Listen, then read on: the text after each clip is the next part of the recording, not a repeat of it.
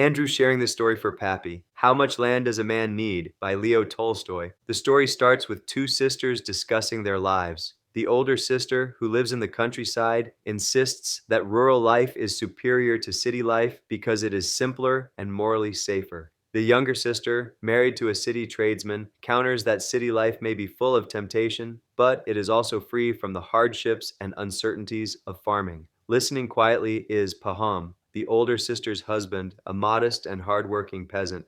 Pahom observes that, although he leads an honest life, his greatest weakness is land hunger. He believes that if he had enough land, he would not fear even the devil himself. This proud thought becomes the story's turning point. That very night, the devil, who has overheard Pahom, resolves to exploit this desire and lead him to ruin. Pahom was not an evil man. He paid his debts, honored the church, and worked his fields with steady hands. When he heard others speak of temptation and ruin, he believed those dangers belonged to richer people than he was. His own life felt safe enough, except for one quiet ache.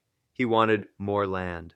Soon after, Pahom has the opportunity to purchase land from a neighboring landowner who is relocating. He purchases 40 acres and becomes more prosperous. However, owning land brings new challenges: boundary disputes, crop damage caused by neighbors' livestock, and constant anxiety. Rather than contentment, Pahom experiences greater dissatisfaction. The more land he owns, the more he wants. He told himself this desire was practical, even virtuous. With more land, he reasoned, he could grow more grain, feed his family better, and live without fear. One evening, in a moment of careless confidence, he thought, "If I had plenty of land, I wouldn't fear even the devil himself." The words were barely formed before they took on a life of their own.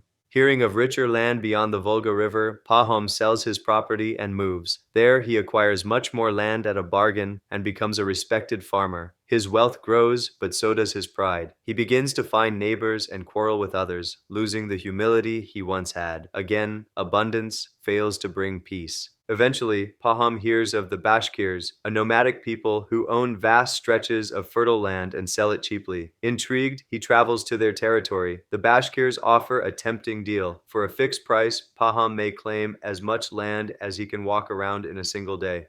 The only condition is that he must return to the starting point by sunset. If he fails, he gets nothing. Desire often disguises itself as wisdom. What we call security may be nothing more than fear dressed in sensible clothing.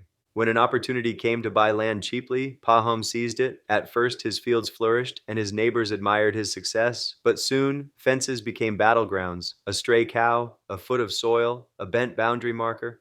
Each minor dispute grew into a source of anger.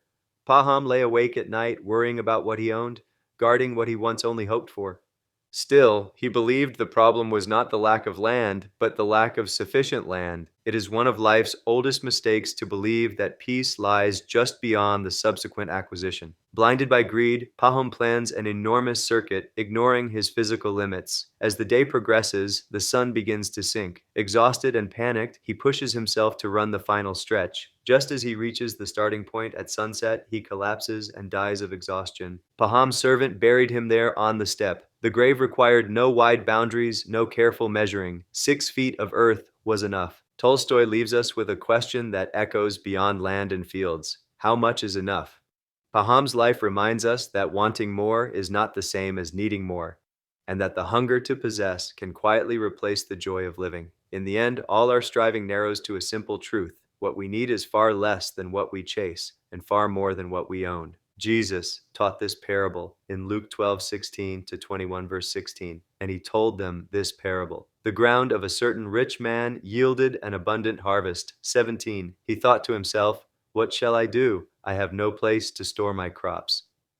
18. Then he said, "This is what I'll do. I will tear down my barns and build bigger ones, and there I will store my surplus grain." 19. And I'll say to myself, "You have plenty of grain laid up for many years. Take life easy, eat, drink, and be merry." 20. But God said to him, "You fool, this very night your life will be demanded from you. Then who will get what you have prepared for yourself?" 21.